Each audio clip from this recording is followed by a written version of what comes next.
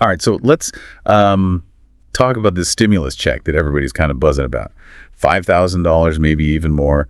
But really trying to sort through fact and fiction is proving a challenge right now. Yeah, it's definitely a very confusing landscape. You've got conflicting reports, shifting timelines. No wonder people are having a hard time getting a clear picture. Yeah, for sure. And we want to help cut through that noise for you. So before we dive in, if you find yourself wanting to stay ahead of the curve on these kinds of topics, you know what to do. Hit that subscribe button. Absolutely. So, at the heart of all this excitement is this Department of Government Efficiency, Doge, as they're known. And they're looking to cut a massive $2 trillion from the budget. And one of their proposals involves giving a Doge dividend back to taxpayers. Doge dividend. I like that. It's got a nice ring to it. But how realistic is this whole thing? I mean, we've seen reports suggesting the checks could be even bigger, like reaching $10,000, while others are way more cautious. Well, that's where things get tricky, The size and even the very existence of these checks depends entirely on how much Doge can actually save. And then on top of that, you've got the whole political battle over how that money gets used. Okay, so let's break down what we know. Initially, the plan seemed to focus on what they call net taxpayers, people who pay more in taxes than they receive in benefits. Now, this is a really interesting detail, you see, because using net taxpayer status as opposed to just simple income thresholds, you're creating a more targeted approach, aiming to reward those who contribute the most to the federal budget. But wait a second, there's a potential catch here. Studies are suggesting that this could actually end up excluding a pretty large chunk of Americans earning under $40,000 a year. Does that seem fair? I mean, should a stimulus program mainly benefit higher earners? Hit that like button. Let us know what you think in the comments. We're really interested to hear your perspective on this. Yeah, that's a really good point. It's definitely a point of contention, and the impact on different income brackets is definitely a crucial part of this conversation. Absolutely. And speaking of budget cuts, there's been a ton of talk about potential layoffs of federal workers, which could free up even more money. Yeah, downsizing the federal workforce, that's always a very sensitive topic, but it's undeniably a really significant factor here. It reflects those tough choices that got to be made when you're trying to balance the budget. For sure. Yeah. And then, of course, there's this looming question of the national debt. Should any of these savings go toward these checks, or should we prioritize paying down what we already owe? That's the fundamental debate, isn't it? We're essentially trying to weigh short-term relief against long-term economic stability. Senator Ron Johnson, for example, he's been a very vocal advocate for fiscal responsibility, arguing that we need to pay down the credit card. It's a view that curbing government spending and reducing the debt are absolutely crucial for the long-term health of the economy. Yeah, and it's tough to ignore those projections, showing interest payments on the debt could hit $1 trillion every year by 2025. I mean, that's just an astronomical. It definitely paints a very stark picture of the potential consequences of, unchecked debt. However, proponents of the stimulus argue that putting money directly into the hands of consumers could really boost economic growth, which ultimately could help address the debt problem down the road. So it's sort of a chicken and egg situation. Exactly. And that leads us to another layer of this whole discussion. Who exactly should these checks target? Some lawmakers believe we should be focusing on the middle class. The thinking being that they're the ones who are most likely to actually spend the money and give the economy a much-needed boost. Precisely. The idea is that the wealthy would probably save a good chunk of any stimulus, while lower-income earners might spend it all immediately on essentials, potentially leading to inflation. So the argument is that the middle class kind of strikes that perfect balance. Okay, so where do things stand with Doge's saving efforts? Have they hit that $2 trillion goal yet?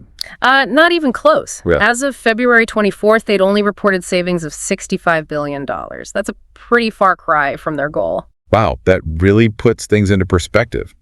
And I'm guessing that throws a major wrench into any firm timelines for these checks. Yeah. Right? I mean, we've seen some pretty crazy predictions out there, like checks arriving on February 31st. Yes, that mythical February 31st deadline. Clearly, some folks are getting a little ahead of themselves. Let's be real. Congress still has to pass legislation, and they've got a ton of other issues on their plate. So if these checks do happen, when can people realistically expect them? Well, based on where things stand right now, it's highly unlikely we'll see anything in the next 90 days. A more realistic time frame would be the second half of 2025 or even 2026. So we're talking about quite a wait. And even if the checks do come through, there's a chance they could be much smaller than that initial $5,000 figure, right? That's definitely something to consider. There are some reports out there that suggest that Instead of returning 20% of those savings back to citizens, that number could be reduced to 15% or even less, with the rest going towards debt reduction. Now 15% of $1 trillion, that's still a hefty sum, $150 billion to be exact. But remember our earlier discussion about net taxpayers. If there's a smaller pool of people who are eligible for these checks, those individual amounts could be way lower than what people were initially expecting. Yeah, so even if Doge hits their $2 trillion target, there's absolutely no guarantee that those savings are going to turn into some massive windfall for everyone. Exactly. Yeah. There are so many moving parts here. It's kind of like, trying to predict the weather months in advance. Right. And, with all this uncertainty floating around, should people even be thinking about factoring a potential stimulus check into their financial planning? I would definitely err on the side of caution. It's always smart to stay informed about how things are developing, but you don't want to get swept up in the hype and end up disappointed. Remember, this is really just one proposal among many, and it's far from a done deal. Right. Okay, so if we kind of step back from the specifics, like how much money and when are we going to get it, what are some of the bigger themes that are emerging from all this?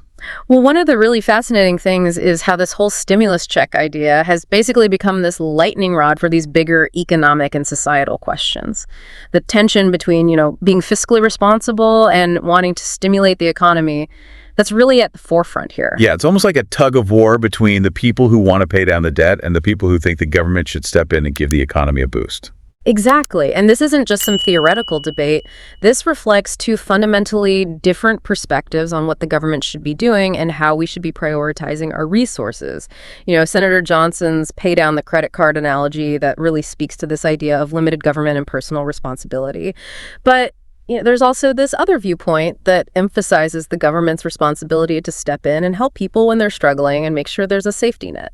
And then, of course, you've got this whole debate about who actually benefits from all this.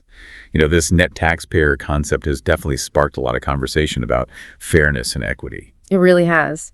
And it ties into this broader discussion we're having as a country about income inequality and whether it's more effective to target social programs or make them universal. Do we try to help the people who are seen as the most deserving, or do we focus on those who need it the most? These are tough questions with no easy answers. Yeah, it seems like this whole stimulus conversation is almost like a microcosm of so many bigger issues that we're wrestling with as a society. It is, and it's a good reminder that economic policy, it's not just about numbers on a spreadsheet, These decisions impact real people's lives. They have a ripple effect on everything from housing and healthcare to education and retirement. It's kind of powerful to think about it that way. It's not just some abstract concept. It's about real, tangible consequences for individuals and families all across the country. Absolutely. And it highlights how important it is for people to stay informed and get involved in these conversations. We have a responsibility as citizens to understand what's at stake and make our voices heard. Speaking of getting involved in the conversation, we'd love to hear from you. What are your thoughts on this whole net taxpayer idea? Do you think it's a fair way to approach things, or does it raise some red flags for you? Hit that like button and let us know your take in the comments. We're always interested in hearing your perspective. Yeah, it really is a lot to consider. I mean, these potential stimulus checks, it's like they've opened up this whole Pandora's box of economic and ethical questions. They really have. And it just goes to show you there are no easy answers when you're dealing with these really complicated policy decisions. There's always going to be trade-offs, and every single choice comes with, its own set of potential benefits and drawbacks. Right. So as we're kind of wrapping up this whole exploration of these potential stimulus checks, is there like one big takeaway you want listeners to walk away with? I think the most important thing to remember is that everything is still up in the air. It's constantly changing. So don't get too caught up in, specific dollar amounts or dates, because those can change in a heartbeat. Instead, focus on really understanding the core issues, the different arguments, and the potential impact of all these different proposals. That's really good advice. Stay informed, but don't let yourself get swept up in the hype. And of course, we're going to keep following this story and we'll keep you updated as things develop. But before we go, we want to leave you with something to think about.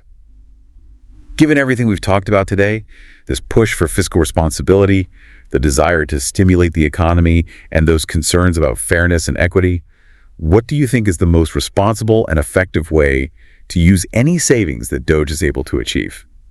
That's a really complex question, and there's no simple answer, but it's definitely something worth thinking about and talking about. We encourage everyone to really think critically about these issues, have conversations, and make your voice heard. Absolutely. And hey, if you enjoyed today's discussion and found it helpful, do us a favor and hit that like button. It really helps other people find the show and join the conversation. And of course, don't forget to subscribe so you don't miss out on future episodes where we dive into the topics that matter to you. Until next time, stay curious and stay engaged.